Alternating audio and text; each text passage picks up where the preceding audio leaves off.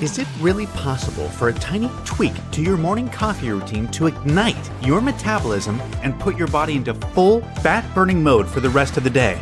Check out the link in the video description now and transform your morning coffee into a metabolism-boosting super drink. Gary Tossell was nearing the end of his shift at RAF Breise Norton on June 18, 2019, when he received the phone call that would change his life. It was Gillian, his dad's partner, calling to say that he had vanished into thin air while out for a holiday stroll on the Greek island of Zakynthos. Gripped by fear, and a determination to bring his 78-year-old father home, Gary caught the next flight to Greece to join the painstaking search. 5 years later, there is still zero trace of John Tossell. He was last captured on CCTV cameras in a royal blue polo top and cargo shorts while walking along the pavement 15 minutes from his hotel, the Katerina Palace. He was carrying €10 and a bottle of water. In a strange and troubling trend, John is just one of a surprising number of seemingly healthy men aged in their 60s and 70s who have mysteriously vanished in the past 15 years while hiking on some of Greece's most popular holiday islands. All but one disappeared in the month of June when, amid soaring temperatures, the sun is at its strongest and holidaymakers are at risk of heat exhaustion. The dangers are growing increasingly clear.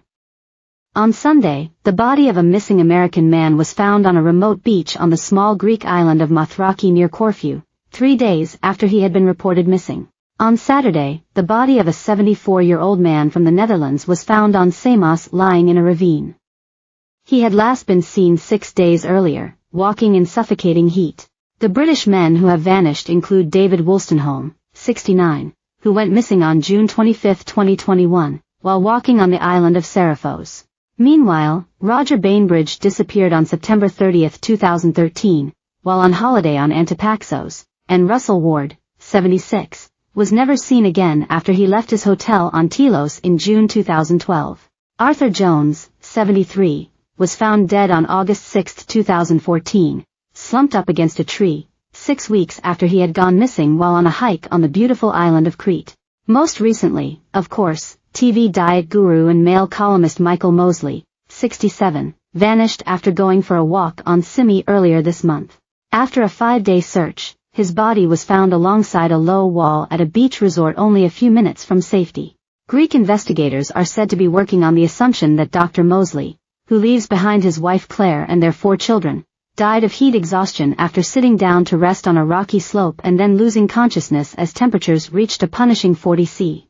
This week, the Mail revisited some of the unsolved cases and spoke to the loved ones of these missing men. While no effort was spared to find Dr. Moseley, some of these families are demanding an apology from the Greek authorities that they say were unprofessional and gave up the searches too easily. Speaking 5 years after the disappearance of his father John, aircraft engineer Gary Tossell, 40, said the under-resourced authorities on Zakynthos had failed to conduct a thorough investigation.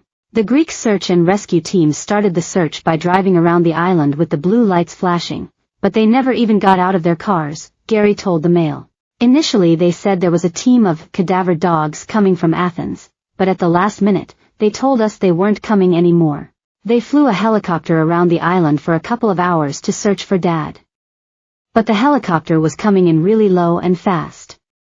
I'm ex-Royal Air Force and I know you will never find someone flying like that. He claims that, adding to the family's distress, authorities charged them €500 per hour for use of the helicopter. The CCTV of my father, the last known footage of him alive, was found by the family, not the police or Greek search and rescue teams, says Gary. Until we had done it, they hadn't thought to check CCTV. Then, he says, after 5 days of essentially milling about, the authorities gave up looking. Gary found the operation to be so unprofessional that he went to the police captain and asked him directly, "Do you think you've done enough to save my father?" The police captain simply dropped his head and said, "Sorry. This entire ordeal has been so hard on the family, especially my sister," he continues. It's the daft things that still upset you when you least expect it, like you watch the TV and an advert for Greek yogurt will pop up and